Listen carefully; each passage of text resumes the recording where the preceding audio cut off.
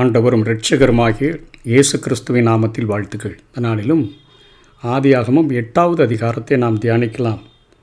இந்த அதிகாரத்தினுடைய முதல் வசனத்திலே தேவன் நோவாவையும் அவனுடனே பேழையிலிருந்த சகல காட்டு மிருகங்களையும் சகல நாட்டு மிருகங்களையும் நினைத்தருளினார்.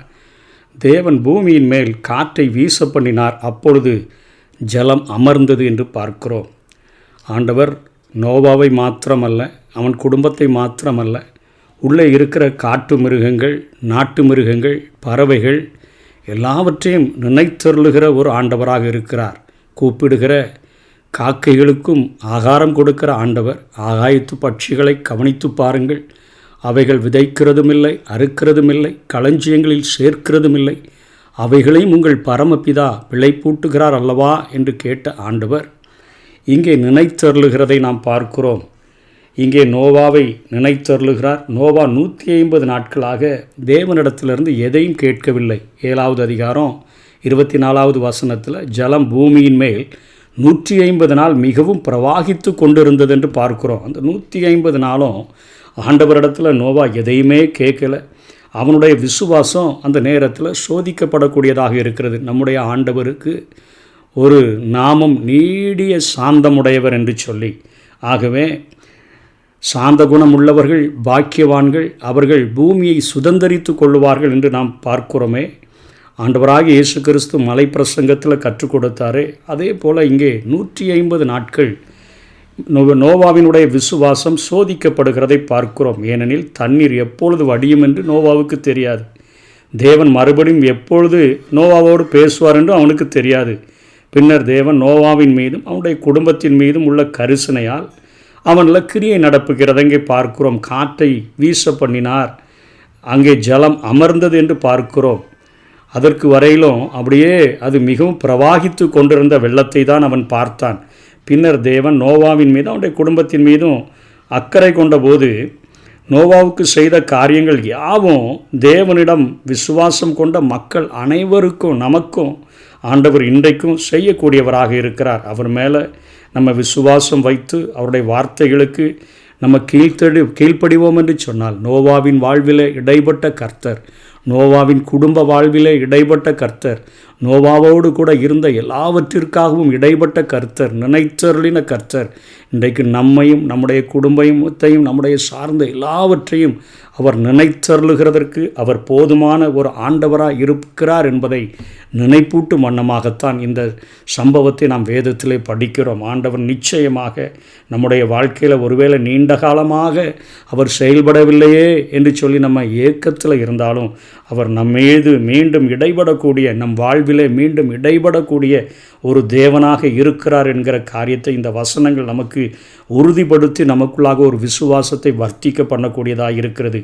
உங்கள் பேரில் தமக்குள்ள கரிசனையை ஆண்டவர் காட்டுவார். இப்பொழுது நம்ம செய்ய வேண்டியதெல்லாம் அவரை கிட்டி சேர்ந்து அவருடைய வார்த்தைக்கும் பரிசுத்த ஆவிக்கும் தொடர்ந்து நம்ம உண்மையாய் கீழ்ப்படிந்து கொண்டே இருந்தோன்னு சொன்னால் நிச்சயமாக நம்முடைய வாழ்க்கையில் ஆண்டவர் அவர் கிரியை செய்யக்கூடிய ஒரு ஆண்டவராக அவர் இருக்கிறார்.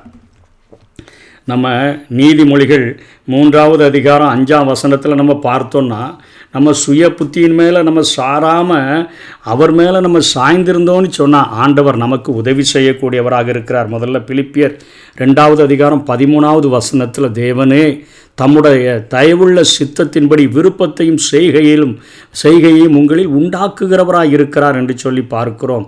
நீதிமொழிகள் 3வது அதிகாரம் 5-6 பார்க்கும்பொழுது, உன் சுய புத்தியின் மேல் சாயாமல் உன் முழு இருதயத்தோடும் கர்த்தரில் அந்நம்பிக்கையாக இருந்து உன் வழிகளிலெல்லாம் அவரை நினைத்துக்கொள், அப்பொழுது அவர் உன் பாதைகளை செவ்வைப்படுத்துவார் என்று சொல்லி நம்ம பார்க்கிறோம். இதே நீதிமொழிகளில் சாலமோன் ஞானி 16வது அதிகாரத்தில் அவர் 3ஆம் வசனத்தில் இப்படியாக சொல்லுகிறார், உன் செய்கைகளை கர்த்தருக்கு ஒப்புவி, அப்பொழுது உன் யோசனைகள் உறுதிப்படும் என்று சொல்லி. ஆகவே ஆண்டவர் நீண்ட நாட்களாக ஒரு பதிலே கொடுக்காமல் இருக்கிறாரு, செவியே சாய்க்காமல் இருக்கிறாரு, ஒன்றுமே கிரியைகளையே நடந்தது போல இல்லை அப்படிங்கிற ஒரு சூழ்நிலைகள் நம்மிடத்தில் இருந்தாலும் அவர் நினைத்தருளுகிற ஒரு ஆண்டவர் என்கிற குணாதிசயத்தை இங்கே நோவாவினுடைய வாழ்க்கையில் நம்ம பார்க்கிறோம். இப்போ யோபுவும் கூட நான் வலது பக்கம் நான் முன்னாடி பார்த்தாலும் உங்களுடைய பிரசன்னத்தை உணர முடியல, பின்னாடி உங்களை பார்க்க முடியல, நீங்கள் இடது பக்கம் கிரியை செய்கிறத பார்க்குறேன், வலது பக்கத்தில் உங்கள் தேடுறேன், ஆனால் ஒழிச்சிக்கிறீங்க, ஆனாலும் நான் போகிற பாதையை நீங்கள் அறிந்திருக்கிறீங்க அப்படிங்கிற ஒரு விசுவாசத்தோடு கூட இருந்த யோபுவினுடைய வாழ்விலே ஆண்டவர் இடைப்பட்டு அவனுடைய வாழ்க்கையில் முன்னிலைமையை பார்க்கிலும் பின்னிலைமையில் இரட்டத்தனையான ஆசீர்வாதங்களை கொடுத்து ஆசீர்வதித்த கர்த்தர் இங்கே அமைதியாக இருந்த, இங்கே ஆண்டவரிடத்தில் எந்த காரியத்தையும் கேட்காம அப்படியே பொறுமையாக இருந்த நோவா, அதாவது சாந்த குணம் உள்ளவர்கள் பாக்கியவான்கள் பூமியை சுதந்திரித்து கொள்வார்கள்ங்கிற வார்த்தையின்படி இப்பொழுது உலகத்தில் யாருமே இல்லை, இந்த பூமியில் யாருமே இல்லை, பூமி அங்கே முழுவதும் ஒரு தண்ணீரால் கழுவப்பட்டு ஆயிற்று. அப்படிப்பட்ட சூழ்நிலையின் மத்தியில் ஆண்டவர் அங்கே நோவாவுக்கு பூமியையே கொடுக்கிறதை பார்க்கிறோம். அவருக்கு அங்கே பூமி முழுவதையும் கொடுத்து ஆண்டவர் நீங்கள் பழுகி பெருகி பூமியை நிரப்பி என்று சொல்லி அவர் ஆசீர்வதிக்கிறத பார்க்கிறோம். ரெண்டாவதாக 6ஆம் வசனத்திலிருந்து 12ஆம் வசனம் வரையிலும் ஒரு காரியம் அங்கே நடக்கிறது. காகமும் புறாவும், அதாவது ஜல பிரளயத்தின் போது நோவாவுடன் பேழைக்குள்ளே காக்கப்பட்ட விலங்குகளும் பறவைகளும் பல விலங்குகளும் பறவைகளும் இருந்தன. அவற்றில் காகமும் புறாவும் இருந்தது. இப்போது 40 நாள் சென்ற பின்பு நோவா பூமியில் தண்ணீர் வற்றியதா என பார்க்க ஒரு காகத்தை வெளியே அனுப்புகிறார். ஆண்டவர் கிரியை செய்ய ஆரம்பித்து விட்டார் என்பதை அறிந்து கொண்டார். காற்று வீச ஆரம்பித்து விட்டது. ஜலம் பிரவாகித்து கொண்டிருந்த ஜலம் அப்படியே அமர ஆரம்பிக்குது. இப்போது இவருக்குள்ள விருப்பத்தையும் செய்கையையும் உண்டாக்குகிற ஆண்டவர் இப்போ இதை பார்ப்பதற்கு ஊர்ஜிதப்படுத்துகிறதற்கு முதல்ல ஒரு காகத்தை அங்கே அனுப்புகிறதை பார்க்கிறோம். இந்த காகம் என்ன செய்யுதுன்னா, ஜலம் வற்று வரை போகிறதும் வருகிறதுமா இருந்தது. அவரால் எதையுமே புரிஞ்சு கொள்ள முடியல, அடையாளமாக எதையுமே புரிஞ்சு கொள்ள முடியல. அதன் பின்பு நோவா ஒரு புறாவை அனுப்புகிறார். அது திரும்பி பேழைக்குள்ள வந்துச்சு. அப்பொழுது பூமியில் அதற்கு கால் வைக்க இடம் இல்லை போல, அதனால் தண்ணீர் நிறைந்திருக்கிறதை நோவா புரிந்து கொண்டார். பின்னும் 7 நாள் பொறுத்து மீண்டும் ஒரு புறாவை அனுப்புகிறாரு. அது சாயங்காலத்தில் ஒரு ஒலிவ இலையை கொத்தி கொண்டு வந்தது. அப்போ தண்ணீர் குறைஞ்சி போச்சு, மரத்தில் உட்கார முடியுது என்பதை அங்கே நோவா புரிந்து கொண்டார். மீண்டும் 7 நாட்கள் கழித்து புறாவை அனுப்பினார். அது திரும்பி வரவில்லை. அப்பொழுது தண்ணீர் முற்றும் வற்று போனதை புரிந்து கொண்டார். இந்த இடைவேளையில் முதல்ல அனுப்பப்பட்ட காகம் போகிறதும் வர்றதுமா இருந்தது. அது எங்கே போய் வந்திருக்கோன்னு நமக்கே தெரியும், அது எங்கே உட்கார்ந்துருக்கோன்னு நமக்கே தெரியும். தண்ணீரில் மிதந்து கொண்டிருக்கிற பிணங்களை அது சாப்பிட வேண்டியது, அப்படியே உள்ளே வர வேண்டியது, பிணங்களை சாப்பிட வேண்டியது, உள்ளே வர வேண்டியது. அதற்கு பேழைக்குள்ளே அமர்ந்திருக்கிறதற்கு அதுக்கு விருப்பம் இல்லை. போயிட்டு வந்தால் போதும், அங்கே வெளியே சாயந்தரம் வரைக்கும் வெளியே நல்லா பிணங்களெல்லாம் சாப்பிட்டு ஈவினிங்கில் தங்குறதுக்கு வந்தால் போதும்னு சொல்லி நினைக்கக்கூடியதாக இருந்தது. இன்றைக்கி நம்முடைய கிறிஸ்தவர்களுடைய நிலைமையிலும் 2 பண்புடையவர்கள் காணப்படுகிறார்கள். ஒரு கூட்டத்தார் உலகத்தின் இன்பத்தை 6 நாள் அனுபவிக்க வேண்டியது, அதற்கு பின்பாக பாதுகாப்பை தேடி இங்கே சபைக்கு 1 நாள் வர வேண்டியது. இவர்களை குறித்து வேதம் தெளிவாக சொல்லுது. இவங்களை ஜென்ம சுவாபம் உள்ளவர்கள் என்று சொல்லி பவுல் அப்போஸ்தலன் எழுதுகிறார். கொரிந்தி சபைக்கு எழுதும் பொழுது 1 கொரிந்தியரில் 2வது அதிகாரம் 15வது வசனத்தில் ஜென்ம சுவாபம் உள்ளவர்கள் அப்படின்னா, ஆவிக்குரியவன் எல்லாவற்றையும் ஆராய்ந்து நிதானிக்கிறான், ஆனாலும் அவன் மற்றொருவனாலும் ஆராய்ந்து நிதானிக்கப்படான் என்று சொல்லி பார்க்கிறோம். அதற்கு அந்த வசனத்தில் ஜென்ம சுவாபமான மனுஷனோ தேவனுடைய ஆவிக்குரியவைகளை ஏற்றுக்கொள்ளான், அவைகள் அவனுக்கு பைத்தியமாய் தோன்றும், அவைகள் ஆவிக்கேற்ற பிரகாரமாய் ஆராய்ந்து நிதானிக்கப்படுகிறவைகளானதால் அவைகளை அறியவும் மாட்டான்.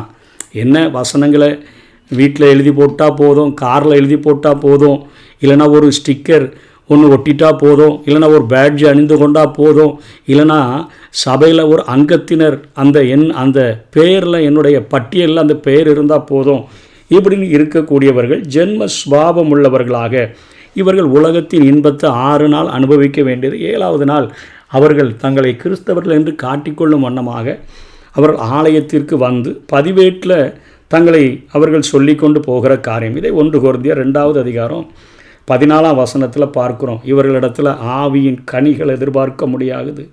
இவர்கள் கொஞ்சம் ஆன்மீக ஆசீர்வாதங்களை தேடி மட்டும் வந்துட்டு கொஞ்சம் சம்பாத்தியங்கள், பாதுகாப்புகள் இவைகள் ஆண்டவருடைய சமூகத்தில் கிடைக்காதா என்கிற நோக்கத்தோடு கூட வருகிறவர்கள். ஆலயத்தினுடைய பதிவேட்டில் மெம்பர்ஷிப்பில் இவர்களுடைய பெயர்கள் இருக்கும். ஆனால் இன்னொரு குழுவினர், அவர்களை குறித்து பவுல் சொல்லும்போது அவர்கள் ஆவிக்குரியவர்கள். அதை தான் 1 Corinthians 2:15 சொல்கிறாரு, ஆவிக்குரியவன் எல்லாவற்றையும் ஆராய்ந்து நிதானிக்கிறான், ஆனாலும் அவன் மற்றொருவனாலும் ஆராய்ந்து நிதானிக்கப்படான் என்று சொல்லி. புறாக்களைப் போல இருப்பாங்க, கபடற்றவங்களாக இருப்பாங்க, கனி கொடுக்கிறவங்களாக இருப்பாங்க.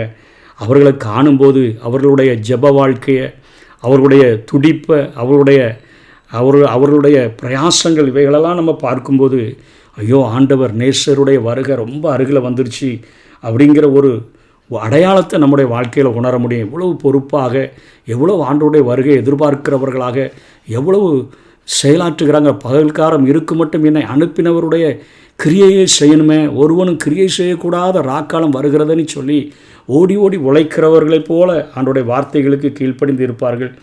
இப்படிப்பட்ட கிறிஸ்தவர்களை காணும் பொழுது உண்மையிலேயே மற்றவர்கள் எச்சரிப்படைவாங்க. தேவனுடைய வருகை சீக்கிரத்தில் இருக்கிறது போல தெரியுது, நம்ம ஆண்டவருக்குள்ளே வாழணும், அவருக்காக அவருடைய வார்த்தைகளுக்கு கீழ்ப்படிந்து வாழணுங்கிற ஒரு உள்ளுணர்வு நமக்குள்ளே ஏற்படும். கிறிஸ்தவத்தில் இன்னைக்கு காகங்களையும் நம்ம நிறைய பார்க்குறோம். இடையிடையே தான் சில புறாக்களை பார்க்க முடிகிறது. இன்றைக்கி நம்ம காகமாக இருக்கிறோமா இல்லை புறாவாக இருக்கிறோமான்னு சொல்லி நம்ம ஆராய்ந்து பார்த்து நம்ம ஆண்டவருடைய சமூகத்தில் ஒப்பு கொடுப்பதற்கு அழைக்கப்பட்டிருக்கிறோம்.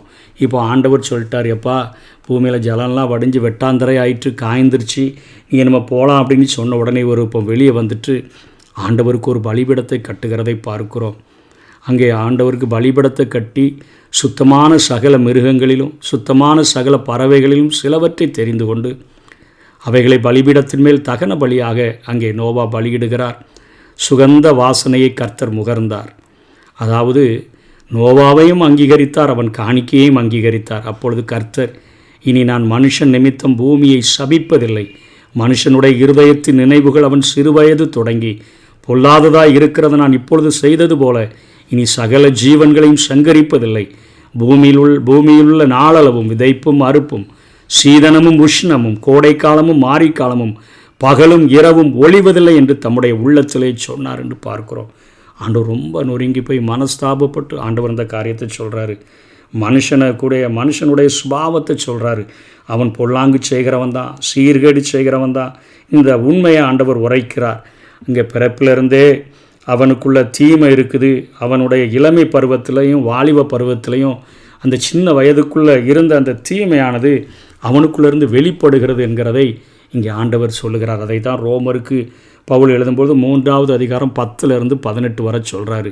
இளமை பருவத்தில் வாலிப பருவத்தில் தீமையானது முழுமையாக வெளிப்படுது. அந்த வாலிப பிராயத்தில் நம்முடைய சிருஷ்டிகரை நினைத்து கொண்டோம் என்று சொன்னார். உன் வாலிப பிராயத்தில் உன் சிருஷ்டிகரை நினை என்று வேதம் சொல்லுகிறதே, அதை நினைத்து கொண்டோன்னு சொன்னால் நம்முடைய வாலிபத்தை ஆண்டவருக்கென்று கொடுக்க முடியும், ஆண்டவருடைய நாம மகிமைக்கென்று கொடுக்க முடியும், ஆண்டவருடைய பணிக்கென்று கொடுக்க முடியும், அவருடைய அறுவடைக்கென்று கொடுக்க முடியும். அப்படிப்பட்ட கிருபைகளை தேவன் நமக்கு தந்தருள்வாராக.